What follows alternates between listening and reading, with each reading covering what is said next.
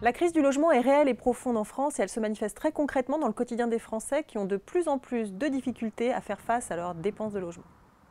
Sandra Ouabian, vous avez récemment réalisé un travail de recherche où vous comparez les conditions de vie des locataires et des propriétaires en France.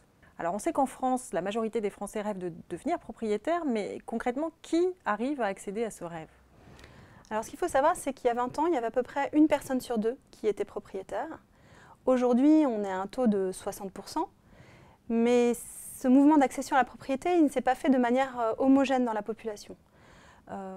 Globalement, les bas revenus et les classes moyennes ont de plus en plus de mal à devenir propriétaires et ils sont même moins nombreux à être propriétaires aujourd'hui qu'ils ne l'étaient il y a 20 ans. Donc compte tenu de ces évolutions, je suppose que le parc locatif a lui aussi évolué dans sa composition. Oui, tout à fait.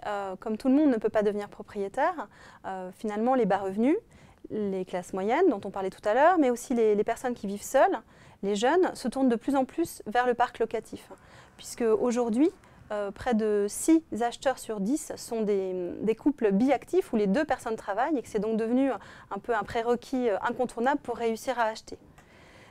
Et donc même si l'augmentation des loyers est beaucoup plus mesurée que celle des prix de l'immobilier, les charges de logement que supportent les locataires se font aussi de plus en plus lourdes.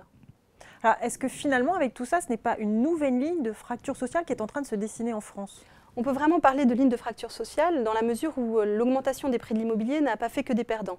Notamment les personnes qui ont réussi à devenir propriétaires disposent aujourd'hui d'un patrimoine avec une valeur beaucoup plus importante.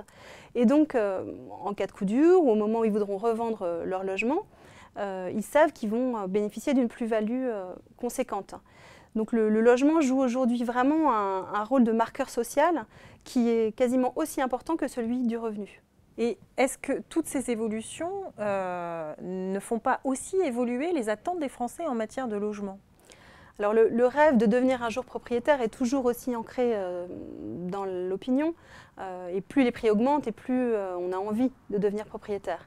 Néanmoins, les difficultés que peuvent rencontrer les familles à avoir un logement d'une taille acceptable ou celles rencontrées par les jeunes pour réussir à se loger, ou plus généralement les charges de logement supportées par les classes moyennes et les bas revenus, font qu'aujourd'hui, la priorité pour plus de 8 personnes sur 10, c'est que tout le monde puisse accéder à un logement confortable à un prix acceptable.